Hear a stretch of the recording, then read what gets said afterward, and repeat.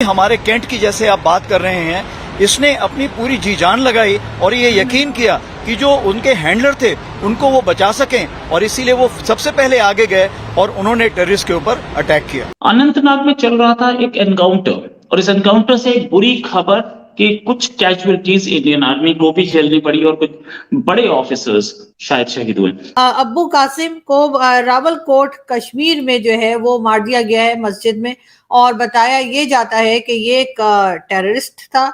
नम आंखों से उसे श्रद्धांजलि यहाँ पर देने के लिए भारतीय सेना के अधिकारी और जम्मू कश्मीर पुलिस के डीआईजी यहाँ पर मौजूद है। गवर्नमेंट को एक्शन लेना चाहिए, सीरियस एक्शन लेना चाहिए।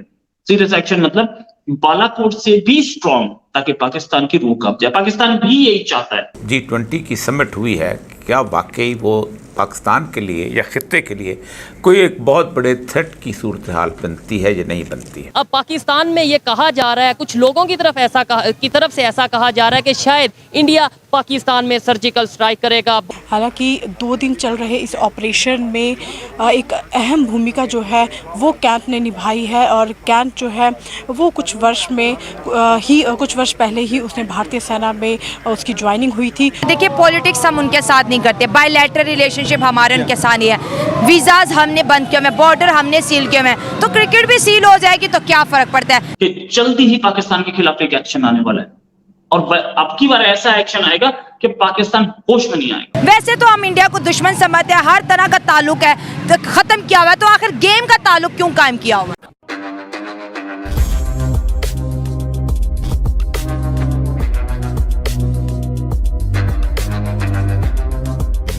नमस्कार दोस्तों पिछले 1 साल से हमने काफ़ी सारा न्यूज़ देखा है जिसमें पाकिस्तान में रह रहे आतंकवादी ग्रुप लश्कर तोयबा की काफ़ी सारे कमांडर मारे जा रहे हैं। जाहिर सी बात है, आप सब जानते हैं इसके पीछे हाथ किसका है, और इस चीज़ को लेकर के अब हमारी खुफिया एजेंसी रॉ की काफ़ी ज़्यादा तारीफ भी की जा रही है भारत भर में। और दोस्तों, हमने कुछ दिन पहले एक और न्यूज़ सुनी थी जिसमें लश्कर तोयबा के एक कमांडर पीओके के मस्जिद में मारा गया था, और अब उस कमांडर की हत्या का बदला लेने के लिए लश्कर तोयबा के कुछ टेररिस्ट हमारे इंडियन आर्मी पर अटैक किए हैं।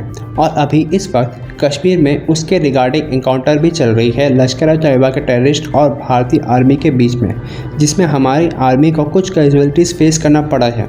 लेकिन उसमें इंडियन आर्मी का एक कुत्ता की मृत्यु हो गई है, हमारे इंडियन आर्मी के एक सोल्जर को बचाते। और इस चीज़ को लेकर के सोशल मीडिया पर बातचीत जारी है, और साथ में हम भारतीयों को उस कुत्ते की बहादुरी और निस्वार्थ सेवा पर श्रद्धांजलि भी अर्पित करना चाहिए। तो चलिए दोस्तों, इसी पर आगे पाकिस्तानी मीडिया का रिएक्शन देखते हैं। अनंतनाग में चल रहा था एक एनकाउंटर, और इस एनकाउंटर से एक बुरी खबर कि कुछ कैजुअलिटीज इंडियन आर्मी को भी झेलनी पड़ी और कुछ बड़े ऑफिसर्स शायद शहीद हुए।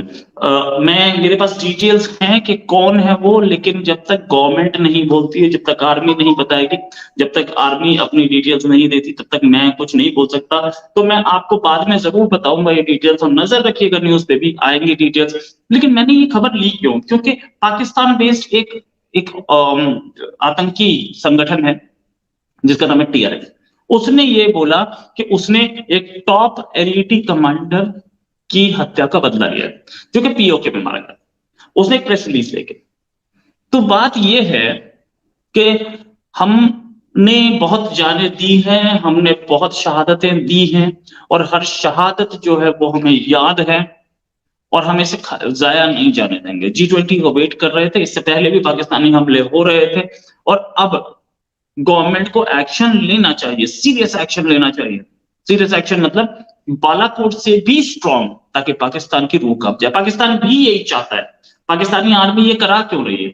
इसलिए करा रही है कि वो ये चाहता है कि इंडिया हमला कर दे और वो पाकिस्तान पर कब्जा कर ले, वो पाकिस्तान की सारी पॉलिटिकल एलीट को साइड करे और बोले कि नहीं हम चलाएंगे कंट्री को।